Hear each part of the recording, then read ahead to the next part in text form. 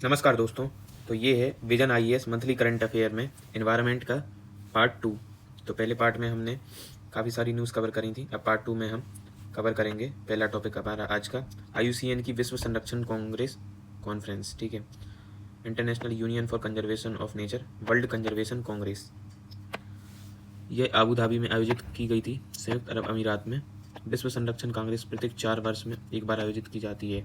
इसमें सदस्यों की सभा होती है जो IUCN की सर्वोच्च निर्णय निर्माणकारी संस्था है। IUCN के बारे में देखते हैं। इसका जो मुख्यालय है वह ग्लैंड स्विट्जरलैंड में है। ठीक है, याद रखिएगा, हेडक्वार्टर पूछते हैं एग्जाम में, ग्लैंड स्विट्जरलैंड में। इसका उद्भव 1948 में हुआ था। IUCN वर्तमान में विश्व का सबसे बड़ा और सर्वाधिक विविधता वाला पर्यावरणीय नेटवर्क है। इसमें 1400 से अधिक सदस्य हैं। राष्ट्र भी इसके सदस्य हैं, गैर सरकारी संगठन और अनुसंधान संस्थान। भारत भी इसका एक सदस्य है। अगर इसमें आपसे क्वेश्चन पूछा जाए कि इसमें सिर्फ देश शामिल हैं तो ये गलत हो जाएगा आपका। तो याद रखिएगा, इस तरीके के क्वेश्चन बनते हैं। और भारत भी इसका सदस्य है, तो ये भी याद रखिएगा। IUCN की सर्वोच्च शासी संस्था विश्व संरक्षण कांग्रेस है, जबकि IUCN परिषद इसके विभिन्न सत्रों के बीच प्रमुख निकाय के रूप में कार्य करती है। जिस प्रकार से UN में संयुक्त राष्ट्र महासभा है निर्णय निर्माणकारी संस्था, उसी प्रकार से IUCN की सर्वोच्च शासी संस्था कौन सी है? विश्व संरक्षण कांग्रेस। यही प्रस्ताव को पारित करती है। यह कौन कौन से प्रकाशन प्रकाशित करता है? तो एक IUCN रेड लिस्ट आती है जिसमें किसी भी प्रजाति के वल्नरेबिलिटी के ऊपर इंडेक्स निकाला जाता है कि वह वल्नरेबल है, इंडेंजर्ड है, क्रिटिकली इंडेंजर्ड है। तो इसी तरीके से फिर एक प्रकाशित करता है IUCN वर्ल्ड हेरिटेज आउटलुक, और फिर the world database on protected areas. तो ये IUCN के प्रकाशन है मुख्य। सदस्यों की सभा में प्रस्तुत मुख्य प्रस्ताव। तो जो इस अबू धाबी में हुई कॉन्फ्रेंस है उसमें कौन कौन से जो हैं प्रस्तावों को शामिल किया गया। तो पहला है आपका Abu Dhabi call to action. इसके तहत 5 क्षेत्रों में कार्य को संपन्न करना है। प्रकृति की मानव कल्याण और बुनियाद के रूप में पुनः पुष्टि करना, बहुपक्षवाद को सशक्त बनाना, न्याय और समावेशन सुनिश्चित करना, ज्ञान और नवाचार को बढ़ावा देना तथा प्रकृति और जलवायु कार्रवाई के लिए संसाधन को बढ़ाना। नए सदस्य IUCN में 100 से अधिक नए सदस्य शामिल किए गए। इनमें 6 नए देश अर्मेनिया, ताजिकिस्तान, मार्शल द्वीप, गैबोन, टोबालू और जिम्बाब्वे हैं। तो इसमें नए सदस्य भी शामिल किए गए हैं। इन सदस्यों को अच्छे से आप देखिएगा। सिंथेटिक बायोलॉजी और प्रकृति संरक्षण पर प्रथम नीति। इस नीति में कहा गया है कि सिंथेटिक बायोलॉजी से बड़े लाभ मिल सकते हैं, जैसे लुप्त आनुवंशिक विविधता को पुनर्स्थापित करना या विदेशी आक्रामक प्रजातियों को नियंत्रित करना। हालांकि इससे अनचाहे पारिस्थितिक दुष्प्रभावों का खतरा भी है, इसलिए एक संतुलित नीति आवश्यक है। और पारिस्थितिकी संहार, इकोसाइड का अपराध। पर्यावरण को जानबूझकर क्षति पहुंचाने को अंतर्राष्ट्रीय अपराध के रूप में मान्यता दी गई है। पारिस्थितिकी संहार, इकोसाइड का अपराध, पर्यावरण को जानबूझकर क्षति पहुंचाने को अंतर्राष्ट्रीय अपराध के रूप में मान्यता दी गई है। ऐसे अपराधों पर सुनवाई अंतर्राष्ट्रीय आपराधिक न्यायालय ICC के अधिकार क्षेत्र के अंतर्गत आएगी। ठीक है, तो ये टॉपिक कंप्लीट करा। फिर अगला टॉपिक एक रिपोर्ट है state of the finance for forest 2025, जिसको जारी किया है United Nation Environment Programme UNEP, संयुक्त राष्ट्र पर्यावरण कार्यक्रम। वनों के लिए वित्त की स्थिति 2025 रिपोर्ट जारी की। यह रिपोर्ट 2023 में सार्वजनिक और निजी स्रोतों से वन वित्त पोषण की वैश्विक स्थिति प्रदान करती है। वित्त पोषण में भारी कमी रिपोर्ट ने उजागर किया है। रिपोर्ट के अनुसार वर्तमान वित्त पोषण और 2030 तक वैश्विक वन लक्ष्यों को प्राप्त करने के लिए आवश्यक निवेश के बीच 216 बिलियन अमेरिकी डॉलर का वार्षिक अंतर मौजूद है। वर्ष 2023 में वन वित्त पोषण का प्राथमिक स्रोतें सरकारें थीं, जिसमें कुल वित्त पोषण में 91% योगदान सरकार का था, अर्थात निजी क्षेत्र का जो है वित्त में योगदान बहुत ही कम है। फिर एक आया था आपका global forest report assessment GFRA 2025। इसको FAO ने निकाला, फूड एंड एग्रीकल्चर ऑर्गेनाइजेशन, खाद्य एवं कृषि संगठन। प्रत्येक 5 वर्ष में GFRA रिपोर्ट जारी की जाती है FAO के द्वारा। वर्ष 2025 की रिपोर्ट इंडोनेशिया के बाली में ग्लोबल फॉरेस्ट ऑब्जर्वेशन इनिशिएटिव के पूर्ण सत्र के दौरान प्रकाशित किया गया। GFOI group on earth observations का एक प्रमुख कार्यक्रम है। GEO एक ऐसा नेटवर्क है जिसमें सरकारें, शैक्षणिक संस्थान, संगठन, नागरिक समाज और निजी क्षेत्र शामिल है। इसका अर्थ इंटेलिजेंस क्षमता का उपयोग करना है। भारत GEO का सदस्य है।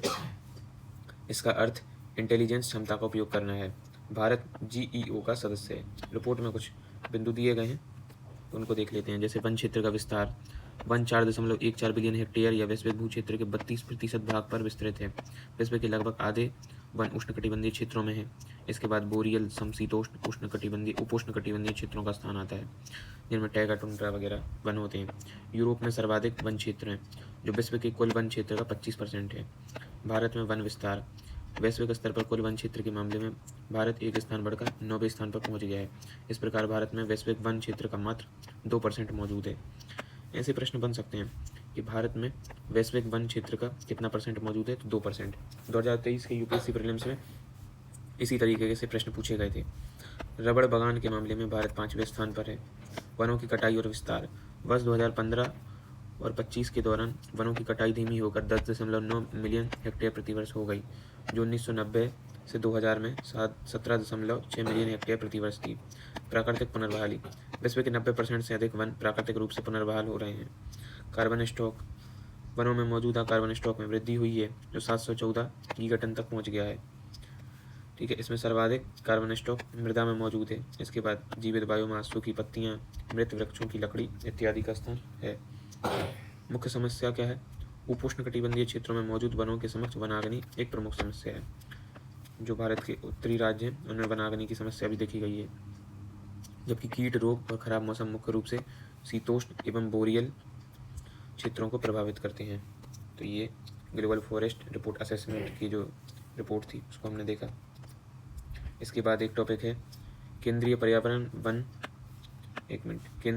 वन जलवायु परिवर्तन मंत्रालय ने विभिन्न पहलों की शुरुआत की है, जिससे प्रोजेक्ट डॉल्फिन के दूसरे चरण को प्रारंभ किया है। पूरे भारत में नदी और समुद्र दोनों प्रकार की सेटेशियन, डॉल्फिन, व्हेल आदि के संरक्षण उपायों को मजबूत करने के लिए कार्य योजना का कार्यान्वयन किया जाएगा। भारत में गंगा और सिंधु नदी में डॉल्फिन पाई जाती हैं। गंगा डॉल्फिन को राष्ट्रीय जलीय जीव भी घोषित किया गया है। संरक्षण स्थिति। दोनों ही प्रजातियां इंडेंजर्ड और वन्यजीव संरक्षण अधिनियम 1972 की अनुसूची 1 में सूचीबद्ध है। ठीक है, फिर इसके बाद है प्रोजेक्ट स्लोथ बियर अर्थात भालू। स्लोथ बियर के संरक्षण हेतु राष्ट्रीय कार्यान्वयन रूपरेखा की शुरुआत की गई। मुख्य रूप से भालू भारत, नेपाल और श्रीलंका में पाए जाते हैं। IUCN में ये वल्नरेबल कैटेगरी में है और वन्यजीव संरक्षण अधिनियम में सूचीबद्ध में अनुसूची 1 में सूचीबद्ध है। जो स्लोथ बियर है यह मुख्य रूप से दीमक और चींटियों को अपना आहार बनाते हैं। अन्य भालू प्रजातियों के विपरीत यह प्रजाति अपने शावकों को अपनी पीठ पर लेकर चलती है। तो प्रोजेक्ट घड़ियाल। घड़ियालों के संरक्षण के लिए कार्यान्वयन कार्य योजना का शुभारंभ। घड़ियाल मुख्य रूप से नेपाल और भारत में पाए जाते हैं। IUCN में ये क्रिटिकली इंडेंजर्ड है, मतलब सबसे अधिक संकटग्रस्त प्रजाति आती है क्रिटिकली इंडेंजर्ड, और वन्यजीव संरक्षण अधिनियम में अनुसूची 1 में सूचीबद्ध है। नर घड़ियाल की थूथन के सिरे पर घुंडी, बल्बनुमा उभार जैसी संरचना होती है। इससे उन्हें तेज आवाज़ निकालने में मदद मिलती है। फिर टाइगर रिजर्व के बाहर के बाघ। संरक्षित क्षेत्रों के बाहर मानव बाघ संघर्ष का निवारण करने के लिए एक परियोजना आई है। इसमें भूदृश्य दृष्टिकोण, तकनीकी हस्तक्षेप, क्षमता निर्माण और सामुदायिक समर्थन का उपयोग किया जाएगा। बाघ भारत, बांग्लादेश, नेपाल, भूटान, चीन, म्यांमार में पाए जाते हैं। IUCN की बात करें तो ये इंडेंजर्ड है और वन्यजीव संरक्षण अधिनियम 1972 में अनुसूची 1 में सूचीबद्ध है। उनकी व्यक्तिगत रूप से विशिष्ट धारियाँ प्रत्येक बाघ को पहचानने में योग्य बनाती हैं। जैसे इंसानों के जो है फिंगरप्रिंट्स विभिन्न होते हैं, ऐसे ही जो बाघों के धारियाँ होती हैं वह अलग अलग होती हैं और इसी के द्वारा इनको पहचाना जाता है। फिर लास्ट है मानव वन्यजीव संघर्ष प्रबंधन के लिए उत्कृष्टता केंद्र। मानव वन्यजीव संघर्षों के लिए नीति अनुसंधान और क्षेत्र आधारित समन्वय का समर्थन करने हेतु सेकोन में एक समर्पित राष्ट्रीय केंद्र की स्थापना की जाएगी। फिर अगला है बिहार में फिर नए 2 रामसर स्थलों को घोषित किया गया है। ठीक है, बिहार में एक है गोकुल जलाशय और दूसरा है उदयपुर झील। इनको रामसर स्थल के रूप में नामित किया गया है। इस तरीके से इस मान्यता के बाद भारत में अब कुल रामसर स्थल कितने 93 हो गए हैं। हालांकि नवंबर के महीने में एक और रामसर साइट हुई है, गोगाबील, जो कटिहार में है, उसको भी ऐड किया गया है। तो ये जो नवंबर महीने की जब मैगजीन आएगी तो उसमें उसको कवर किया जाएगा। बिहार में पहले से ही 3 रामसर स्थल थे। बेगूसराय में कांवर झील है, जमुई जिले में नागी और नकटी पक्षी अभ्यारण्य है। नई आर्द्रभूमियों के बारे में देखते हैं। ये दोनों ही गोखुर झील हैं, ऑक्सबो लेक, इस तरीके से। ठीक है, ये गोखुर झीलें अर्धचंद्राकार झील होती हैं जो किसी घुमावदार नदी के किनारे निर्मित होती हैं।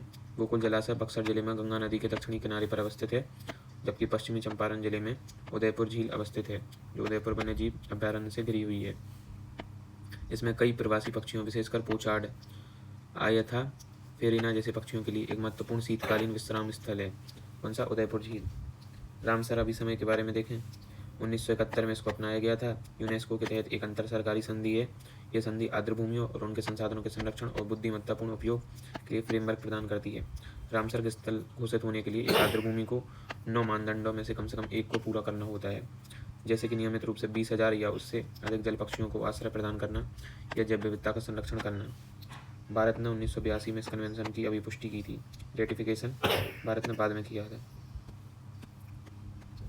फिर एक है national level pollution response exercise. ये इंडियन कोस्ट गार्ड का इनिशिएटिव है।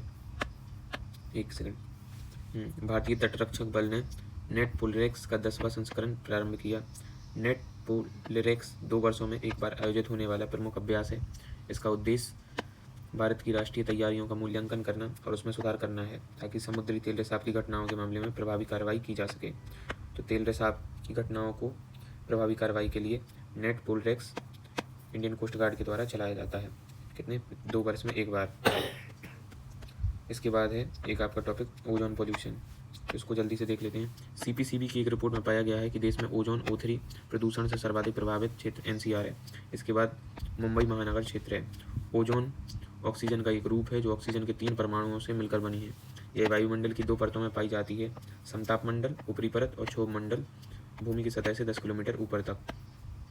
समताप मंडल में मौजूद जो ओजोन है पृथ्वी पर जीवन को सूर्य की पराबैंगनी किरणों से बचाती है, इसलिए इस मंडल में जो ओजोन है उसको गुड ओजोन कहते हैं। जबकि क्षोभ मंडल में यह एक वायु प्रदूषक है, इसलिए इसे बैड ओजोन भी कहते हैं। इस मंडल में सुरक्षित ओजोन स्तर 8 घंटे के लिए 100 माइक्रोग्राम प्रति घन मीटर है और 1 घंटे की सीमा 180 माइक्रोग्राम प्रति घन मीटर है। क्षोभ मंडलीय ओजोन का प्रभाव स्वास्थ्य पर, जलवायु पर, कृषि और पारितंत्र पर, इन सभी पर प्रतिकूल प्रभाव पड़ता है। स्वास्थ्य की बात करें तो यह ब्रोंकाइटिस को बढ़ाता है, अस्थमा और श्वसन संबंधी समस्याएं उत्पन्न कर सकता है। विकिरण से वही जलवायु परिवर्तन बढ़ेगा, ग्रीन हाउस गैस के रूप में काम करता है, तो धूम और कोहरे का एक प्रमुख घटक है। प्रकाश संश्लेषण को बाधित करता है और पौधों की वृद्धि को रुकावट डालता है। जबकि ग्राउंड लेवल ओजोन की बात करें तो यह ओजोन एक द्वितीयक सेकेंडरी और वायुमंडल में कम समय तक रहने वाला प्रदूषक है। यह वातावरण में केवल कुछ घंटों से लेकर कुछ सप्ताह तक ही मौजूद रहती है। उत्तरदायी कारकों की बात करें तो नाइट्रस ऑक्साइड और वोलेटाइल ऑर्गेनिक कंपाउंड के बीच रासायनिक अभिक्रिया से बनती है। मानव निर्मित स्रोत में परिवहन, विद्युत संयंत्र, घरेलू गतिविधियाँ, कृषि संबंधी गतिविधियाँ आदि। जबकि प्राकृतिक स्रोत में नाइट्रस ऑक्साइड का मृदा आधारित उत्सर्जन बनाने के कारण कार्बन मोनोऑक्साइड और जैव मंडलीय मीथेन उत्सर्जन आदि। तो ये ओजोन पोल्यूशन से रिलेटेड न्यूज़ थी। हमारे अब 2 टॉपिक बचे हैं, इसको हम लॉन्ग वीडियो के साथ एक साथ कवर कर देंगे। तो आज के वीडियो के लिए इतना ही। बचे हुए जो टॉपिक हैं उसको 3rd पार्ट में कंप्लीट करेंगे। अगर आपको हमारा ये सेशन अच्छा लगे तो कृपया लाइक करें, सब्सक्राइब करें और कमेंट भी करें। धन्यवाद।